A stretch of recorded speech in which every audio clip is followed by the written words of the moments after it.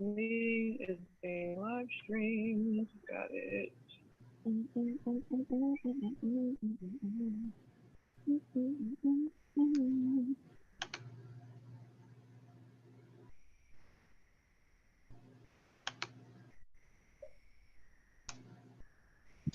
All Hold on. right, we are live. We are live.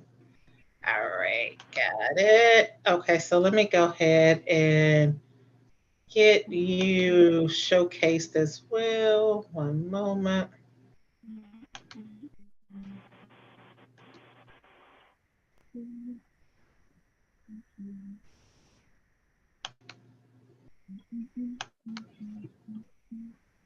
All right, so I'll switch the view in a minute. I just need to get you showcased.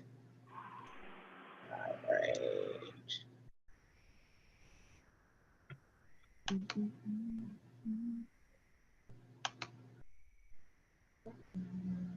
I wonder what time the sunset is for.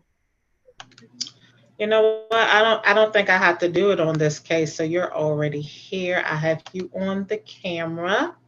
All right. So welcome, welcome, welcome. This is Pretty in Peace, Not in Pieces, a healing experience with Tahita. And unfortunately, my co-host Tasha, she is not able to join us tonight. So I will be standing in the gap for her. This is episode 23.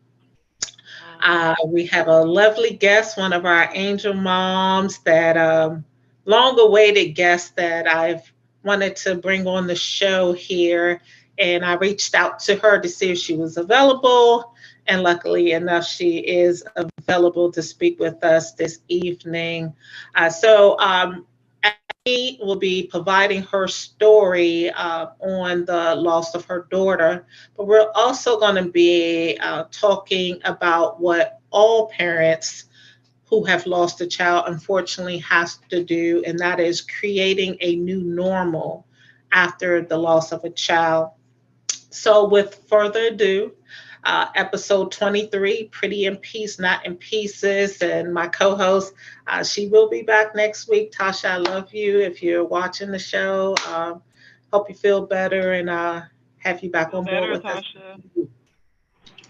So, Ebony, the floor is all yours. If you can introduce yourself. Thank you, thank you, thank you. Thank you for having me, first of all. It's a pleasure to share my daughter's story. My daughter, I lost her last year on January 28th, 22 is when I became an angel mom. But her story goes way back. Her story goes back to 2008. My daughter was diagnosed with osteosarcoma in 2008, which is a form of bone cancer. Um, she underwent chemotherapy, and unfortunately, one of the chemotherapy medications caused a side effect that damaged her heart. And Mm, She was 12 when she was diagnosed. Um, she went through the chemotherapy. We found out about her heart issues. She was diagnosed then with cardiomyopathy. Um, wow. I'm not exactly sure what that means, but at the time, basically, they told me that if her heart stopped, that they didn't think that it would start again. Um, Mhm. so thankfully, we were able to get a defibrillator to keep at home. Um, and unfortunately, we did have to use it at home. She did code once at home, and we had to use the defibrillator. Um, by the grace of God, she made it through, and she went on the heart transplant list. Um, there were numerous hospitals that weren't willing to take her. onto their list because of her being so newly out of chemotherapy. I guess they looked at it as, not a good interest for an organ. Thankfully, we were able to find somewhere though, so she was eventually transported to Duke University Hospital, and that's where she was worked up and accepted for her heart transplant. She was listed for 7 days, or a little over 7 days, and we got the call that there was a heart available. And she received her heart transplant on July 16th of 2010, a week before her 14th birthday. And so, that was another chance at life for us, because I thought that I was going to become an angel mom a long time ago. And so I'm grateful for the extra years that we had. Unfortunately, over the years, which the life expectancy for someone who has received a heart transplant, I'm not sure about any other organ, but I believe it was 14 to 16 years expected. And she lived for 12 years past her heart transplant date. She was 25 when she passed in January of 2022. She went into cardiac arrest, and we lost her on that day. So it was very traumatic. It was very unexpected. She had just moved from Virginia to Georgia 3 weeks before her passing. And so, she moved to start over and, start fresh. That was where she ultimately wanted to be. And she made it. And so I'm happy about that. And just like you said, Nail, just trying to create a new normal. I'm trying to find a new normal. And that's basically where I am right now. Thankful to my other kids helping me along. That's my main reason for continuing on and striving and believing that there's a rainbow after this storm that we've had to endure. It's been a lot. I'm very thankful that I don't have to endure the pain that a lot of my fellow angel moms have had to endure with someone taking the life of their children. And so, my heart goes out to my fellow angel moms who have to deal with that extra pain and anger. I know it's probably a lot more difficult for them. I just count my blessings. I'm thankful for the extra time that I had. My daughter was transgender.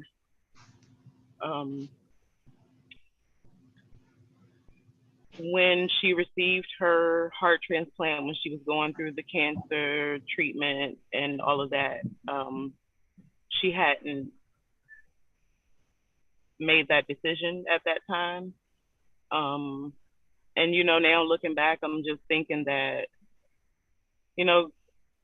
God didn't want her back in her male state or however. I'm really not sure how to say it, but she was able to live long enough to live her truth. And that's just another one of the things that I'm thankful for. Having to be able to count so many blessings helps me to continue on, gives me reasons to share her story and try to do as much as I can to keep her legacy alive. And so just, focusing on the nonprofit that I'm trying to, I'm not saying trying, that I have started. because Chanel would not like me saying that I am trying to get it started. It's started, and it's called the Heart of Essence. And my mission is to empower families that have gone through the treatment of cancer or any life-threatening illness with their children, as well as helping out transgender youth who may need direction and support as well. It's something that we always talked about giving back to, various hospitals and organizations that helped us out um, during our times of going through, not working and having to travel and having other kids at home and having to, figure them out while taking care of her. Um, and so that's just some things that I have been, just trying to focus on things that she would want me to stay focused on, I guess, in creating that new normal that we have to Yes. Yes. I'm sorry. I'm just like so emotional with your story for just a multitude of reasons, Ebony. And thank you so much for sharing your story. Cardiomyopathy resonates with me. After having my youngest son, I was developed postpartum cardiomyopathy, Oh and wow. I was on life support, Oh wow. and my family was told that I wasn't going to make it Oh wow. because my heart was so weak after giving birth to my son. Oh wow. So God Oh makes wow. no mistakes of how He connects people, and I just Oh wow. before the cardiologist that came in that saved my life, they were ready to airlift me to another hospital for an immediate heart transplant because my heart was so weak. So when you share your story, it's personal to me. Wow. I don't know personally what you endured, but cardiomyopathy was my story at the age of 26. And I had a normal pregnancy. Wow. And in my case with Wow. the myopathy, it in the pregnancy state, it can develop 6 months into the pregnancy or 6 months after. Oh wow. In my case, I had a C-section. Then I had to get emergency. I lost so much blood, so they had to do a blood transfusion. And they don't know if it was just the trauma from everything, but I ended up on life support after having him. So, Wow. and my diagnosis was Wow. postpartum cardiomyopathy. So, as you were sharing your story, it just hit me because that was my story as well. Wow. In my case with the postpartum, it's don't have any more kids, and it could either reverse itself or not reverse itself. And And, everything's fine now. yes, through the grace of God, it reversed itself. And of course, no more children because of it, because they said once a woman has developed it through a pregnancy, it will happen again, and more likely, Wow. if it happens again, you will not, Make it. Absolutely. survive it. So, ooh, Wow. so your story It's a just blessing to be able to sit here and talk to you. it Absolutely. it is Wow. certainly it certainly is. But I just know personally, I'm just how God has just ordered our connection, because when you mentioned Chanel, it took me back to us being in Chanel's class together and first meeting, and you not even knowing that a mobile moms existed, and God placing you on your heart to honor your daughter through a nonprofit, and same with me with Tajir honoring my son through a nonprofit. And then even I'm gonna just tell you, I forgot Essence name. And for me to post about the Hmm. Essence Music Festival the day that you're due to come on, it's just God just orders the steps. He really, really, really, he really does Absolutely. order the steps, and because time, I didn't realize it's been such little time for you. So God bless you and how well you're doing, and to even be able to talk about it so soon. So I I guess, think that I'm sorry. no, go right ahead. Um, I think that just going through what I've been through with her throughout her life. She was diagnosed at 12, and she was just always so strong. And she always would tell me that she was strong because I was strong, and I'm like, no, well, I guess we just strong for each other. But I don't know if that was just a, God's way of preparing me, making me stronger. I look back on how I would have been able to deal with losing her at such a young age, and with my other kids being so young, Right. and thinking about how I would have had so many. I wonder, um, what this would have been like, or how this would have been, or um, just those things. Just like I said, the fact that nobody took her life. Um, you know, um, it's just so many circumstances, surrounding. Like I said, she was in Georgia.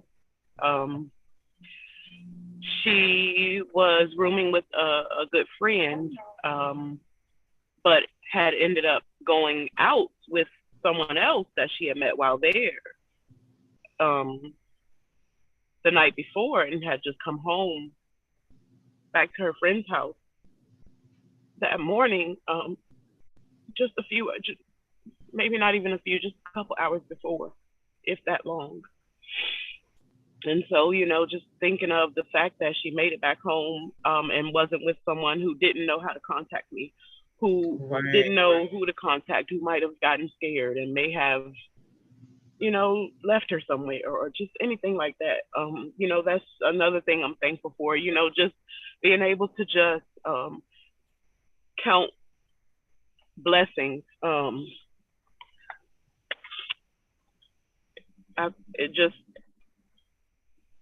I don't know, I think it just helps just because of the past experience that we've had. She coded twice during the time, from being diagnosed with the cardiomyopathy. The cancer never ever came back. We got through that. That never came back. It was just the heart. Um, and the first time she was at home, the second time she was in the hospital, it was less than a week later. Um, and I just, I think I set myself up for it so many times during that time, that Mhm. maybe that's just I don't know. It was I know what you mean. Just, I'm sure the worry was always there.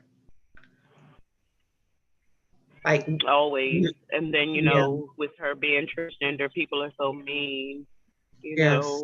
Someone could have easily done, so I just, um, I cry every day. But in the same token, I talk to her. Um, I'm blessed to be able to go and sit at her um, memorial table because she was cremated. So Hmm. she's right there. I can. It's just so Yeah. many things. The pictures, the videos. The just the memories. And just having to stay strong for my other kids and my husband. And I know she wouldn't want to see me cry. I always go back to this post where she posted a couple years ago, and it was to me. She tagged me in it, and it was something like it basically summed up and said, "When you cry, I cry." And that Yeah. was something that I came across while going through her Instagram page the many times that I've gone through it. And when I saw that, I kind of think about that every time that I get upset, and it seems like something else always starts to cross my mind. So, I'm just like, okay, that's God telling me like, all right, get it together. You know, no tears right now. Um, you know, always just say I'm gonna be essence strong because my baby endured a lot in her short life, and she endured a lot more than a lot of adults could have gone through. So that's just my motto, my motivation now, essence strong. And I'm gonna just try to um, keep her memory alive and share her story as much as I can. I feel like I left some stuff out, possibly, um, Yeah. because it's a pretty lengthy story from diagnosis to the end. Um, And health wise. Essence was the oldest, right? She's Yep, your she was my was the firstborn. oldest. Yep, I had Yeah. her when I was 15. Wow. So we grew up together. Yes. Yeah.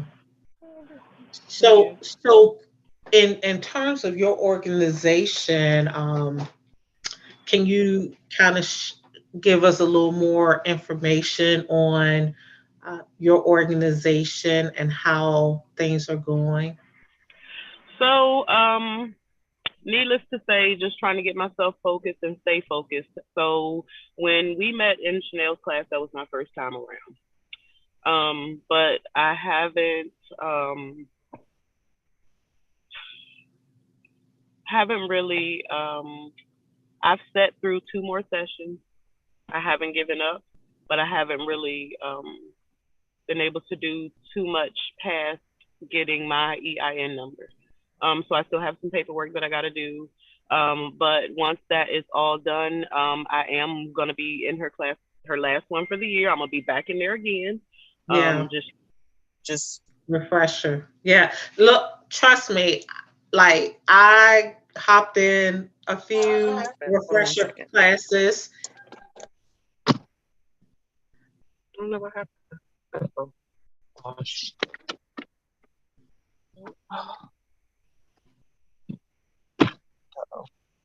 Give me 1 second. I can't hear you.